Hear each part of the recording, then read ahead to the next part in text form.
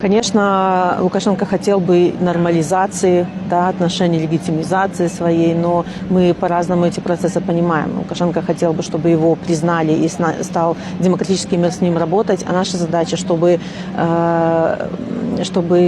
начать этот национальный диалог, да, чтобы режим разговаривал с людьми, чтобы мы вместе прошли через вот эти этапы нормализации отношений, и поэтому режиму очень важно выглядеть как, значит, такой самостоятельный игрок, да, что они тут важны в каких-то, возможно, мирных переговорах.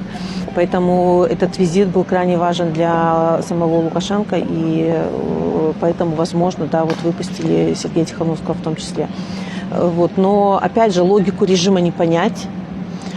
Тут эксперты говорят, что намного, наверное, безопаснее для режима было бы там отпустить Олеся Беляцкого, например, тем более, что за него так борются и правозащитники, ну, они, конечно, за всех борются, либо Машу Колесникову, вот, но у них своя логика.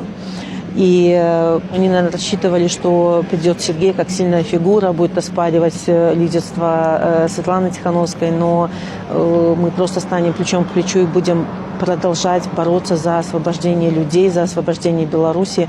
У Сергея очень сильный голос, он очень влиятелен среди белорусов, и у него такая очень большая мобилизационная сила, будет направлена в правильное русло им самим. Он сам решает, да, где, как, с кем он будет работать, никто ему указывать не будет.